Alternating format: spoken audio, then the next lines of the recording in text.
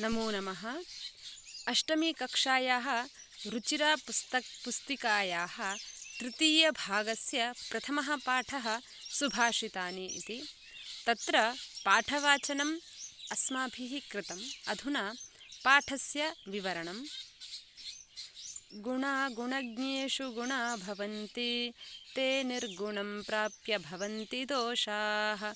सुस्वादुतो याः प्रभवन्ति नद्यः, समुद्रमासाद्य भवन्त्यपेयाः। अत्र चित्रद्वयं वर्तते। यहाँ पर दो चित्र दिख रहे हैं। आप सभी इसमें प्लीज़ कमेंट करके बताएं कि अंतर क्या है इस दो में। जो चित्र में दिखाया है उसको देखकर अपना जो समझा है उसको बताएं। हम अभी पहले इसको पढ़ेंगे, फिर इसके बाद आप लोग बताना है कि क्या सीखा। श्लोकस्य पदच्छेदः। गुणाः गुणज्ञेषु गुणाः भवन्ति, ते निर्गुणं प्राप्य भवन्ति दोषाः। सुस्वादुतोयाः प्रभवन्ति नद्यः, समुद्रम् आसाद्य भवन्ति अपेयाः। अन्वयः। गुणाः गुणज्ञेषु गुणाः भवन्ति, ते गुणाः एव निर्गुणं प्राप्य दोषाः भवन्ति। सुस्वादुतोयाः नद्यः प्रभवन्ति, परन्तु नद्यः समुद्रम् आसाद्य अपेयाः भवन्ति। तत्र श्लोक में जो शब्द हैं उनके लिंग पहले जानते हैं और अर्थ साथ में। गुणाः गुण अकारान्तः पुल्लिङ्गः गुणशब्दः, प्रथमा विभक्तिः बहुवचनं। गुणाः इति शब्दस्य अर्थः धर्मः, स्वभावः, वैशिष्ट्यम् अर्थात् स्वभाव। गुणज्ञेषु गुणज्ञ शब्दः अकारान्तः पुल्लिङ्गः, सप्तमी विभक्तिः बहुवचनं। गुणज्ञेषु अर्थात गुणयुक्त जनेषु, गुणवान पुरुषों में, गुणवान मनुष्यों में। भवन्ति भू धातुः लट् लकारः प्रथम पुरुषं बहुवचनं। भवन्ति सन्ति। ते तदिति दकारान्त सर्वलिंग दकारान्तः सर्वनाम शब्दः पुल्लिंगे प्रथमा विभक्तिः बहुवचनम्। अत्र ते शब्द से अभिप्राय गुणाः से है।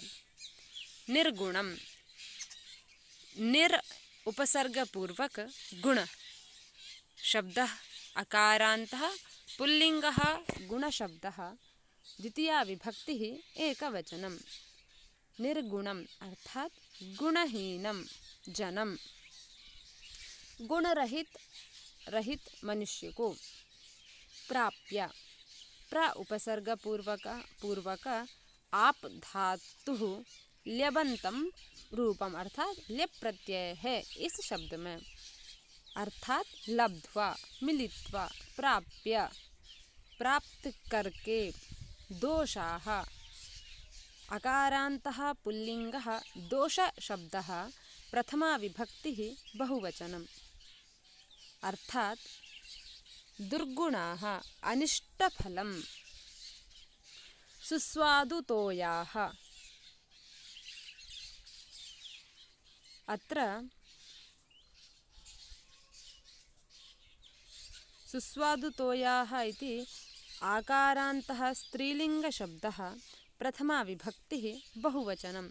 स्वादिष्टजलयुक्ताः इत्यर्थः। नद्यः नदी ईकारान्तः स्त्रीलिङ्गशब्दः, प्रथमा विभक्तिः बहुवचनं।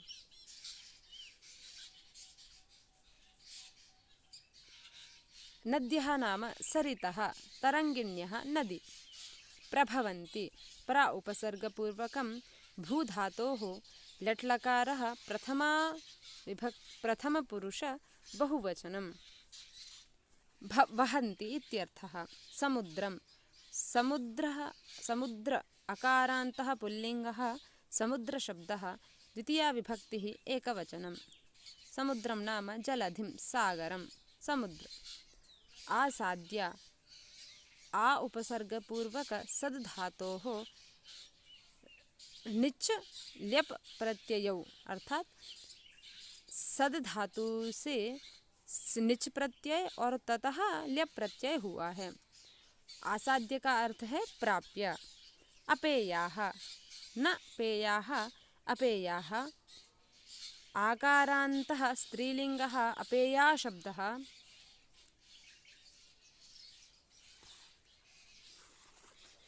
प्रथमा विभक्तिः बहुवचनं पातुम् अयोग्याः इत्यर्थः। अत्र श्लोके गुणज्ञेषु गुणा भवन्ति ते निर्गुणं प्राप्य भवन्ति दोषाः।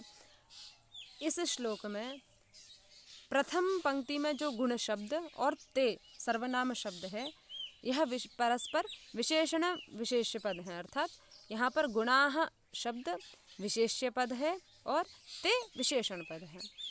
तद्वत् नद्यः सुस्वादुतोयाः अपेयाः।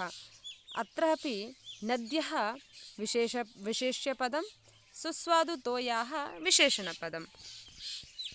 श्लोके सुस्वादुतोयाः इत्यत्र तोयाः विशेषणं स्त्रीलिङ्गे प्रयुक्तं तोयम् इति नपुंसकलिङ्गम्।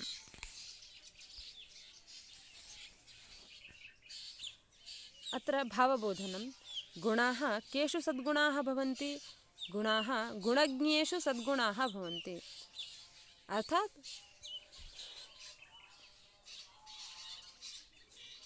गुण कहाँ पर सद्गुण होते हैं? तो मतलब जो गुणवान है उसमें जाके वो सद्गुण हो जाते हैं।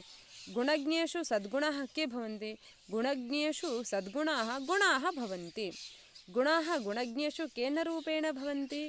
गुणाः गुणज्ञेषु सद्गुणरूपेण भवन्ति। गुणाः कं प्राप्य दोषाः भवन्ति? गुणाः निर्गुणं प्राप्य दोषाः भवन्ति। श्लोके ते इति पदं केभ्यः प्रयुक्तं? श्लोके ते इति पदं गुणेभ्यः प्रयुक्तं। काः प्रभवन्ति? नद्यः प्रभवन्ति। नद्यः कीदृश्यः प्रभवन्ति? नद्यः सुस्वादुतोयाः प्रभवन्ति। काः अपेयाः भवन्ति? सुस्वादुतोयाः नद्यः अपेयाः भवन्ति। नद्यः कदा अपेयाः भवन्ति? नद्यः समुद्रम् आसाद्य अपेयाः भवन्ति। आसाद्य इति पदेन कः अभिप्रायः? आसाद्य अर्थात प्राप्य इति अभिप्रायः। श्लोकस्य भावार्थः भाषार्थश्च गुणाः गुणीजनेषु सद्गुणाः भवन्ति, परन्तु ते एव गुणाः निर्गुणं जनं प्राप्य दोषाः भवन्ति। यथा नदीनां जलं यावत्पर्यन्तं नदीषु भवति तावत्पर्यन्तं तद् जलं मधुरं पातुं च योग्यं भवति, परन्तु तदेव जलं यदा समुद्रे पतति तर्हि तद् जलं पातुं योग्यं न भवति। हिंदी अर्थः विद्वान और गुणी व्यक्तियों के पास जाकर गुण सद्गुण के रूप में परिवर्तित हो जाता है, परंतु वे ही गुण गुणहीन व्यक्तियों के संसर्ग में दोषों के रूप में परिणत हो जाते हैं। यथा तो कैसे गुण निर्गुण हो जाते हैं? तो बताते हैं कि जैसे नदियों में मधुर स्वाद वाला पीने योग्य जल प्रवाहित होता है, परंतु वही जल समुद्र के जल में मिल जाता है तो खारा हो जाता है तथा पीने के योग्य नहीं रहता।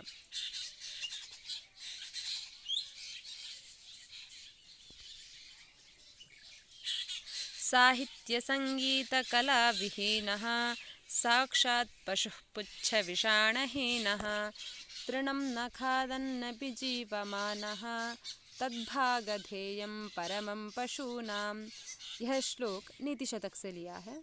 श्लोकस्य पदच्छेदः साहित्यसङ्गीतकलाविहीनः साक्षात् पशुः पुच्छविषाणहीनः तृणं न खादन् अपि जीवमानः तत् भागधेयं परमं पशूनाम्। अन्वयः यः मनुष्यः साहित्यसङ्गीतकलाविहीनः अस्ति सः पुच्छविषाणहीनः साक्षात् पशुः इव अस्ति।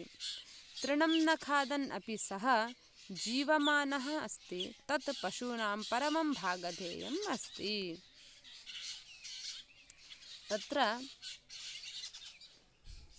शब्दार्थः विभक्त्यादि ज्ञानं लिङ्गज्ञानं साहित्यसङ्गीतकलाविहीनः साहित्यं सङ्गीतं कला च साहित्यसङ्गीतकलाः ताभिः विहीनः साहित्यसङ्गीतकलाविहीनः।